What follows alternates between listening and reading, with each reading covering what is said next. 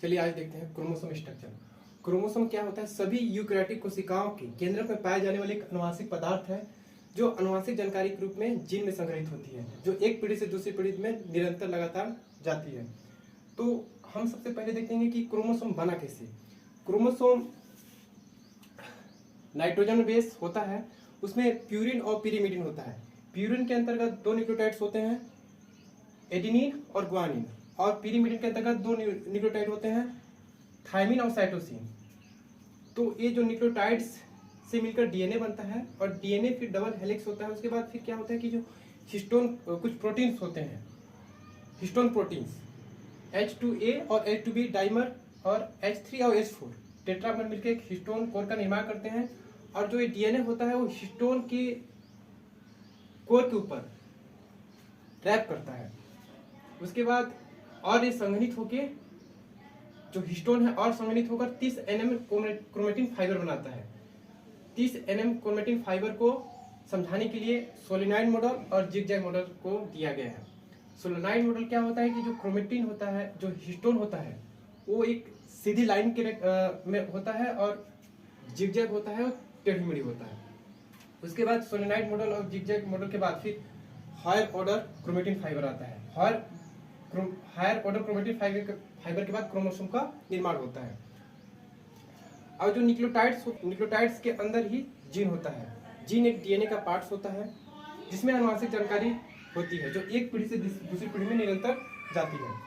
सभी सेल में डीएनए एक सेल के अंदर डीएनए 2 मीटर का होता है। तो 2 मीटर का होता है, उसका कम करने के लिए, क्योंकि 2 मीटर तो सेल में होगा नहीं, तो उसको कम करने के लिए, उसका आयतन को कम करने के लिए हिस्टोन कोर का निर्माण हुआ। फिर हिस्टोन के ऊपर रैप किया जाता है ताकि वहां पर कम हो, और हिस्टोन को पैक करके इसलिए रखा जाता है ताकि डीएनए डैमेज ना हो। कभी चोट वगैरह लगे तो डैमेज ना हो।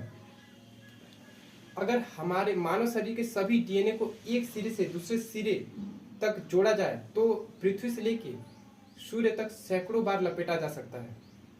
इतना बड़ा मानव डीएनए होता है। इसीलिए इस डीएनए को हिस्टोन प्रोटीन मिलके एक हिस्टोन कोर का निर्माण करता है ताकि इस कोर में डीएनए को लपेटा जाए। जैसे कि कोई धागा होता है तो उसको पाइप में लपेटा जाता है, कुछ तार होता है ताकि उसका कम किया जा सके, उसमें लपेट के रैप कर करके।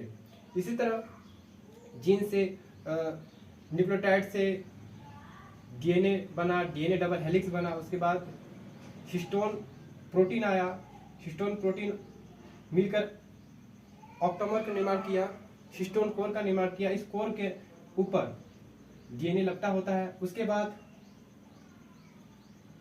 बहुत हिस्टोन मिलके हिस्टोन फाइबर का निर्माण किए।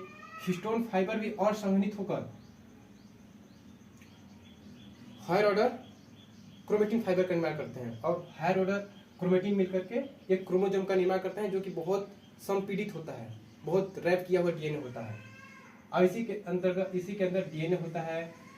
डीएनए के अंदर जीन होता है। जीन में अनुवांशिक जानकारी होती है जो एक पीढ़ी से दूसरी पीढ़ी में जाती रहती है माता पिता के द्वारा। और इस दोनों को सिस्टर क्रोमेटिड कहा जाता है। यहाँ पर क्रोमेटिड अलग होता है और क्रोमेटिन अलग होता है, और क्रोमोजोम अलग होता है। क्रोमेटिन का सबसे संघनित रूप होता है, और क्रोमेटिड एक क्रोमोजोम का दो सिस्टर, जो यहाँ पर सेंट्रोमियर है, क्रोमोजोम का आधे भाग दो सिस्टर को क्रोमेटिड कहा जाता है। क्रोमेटिड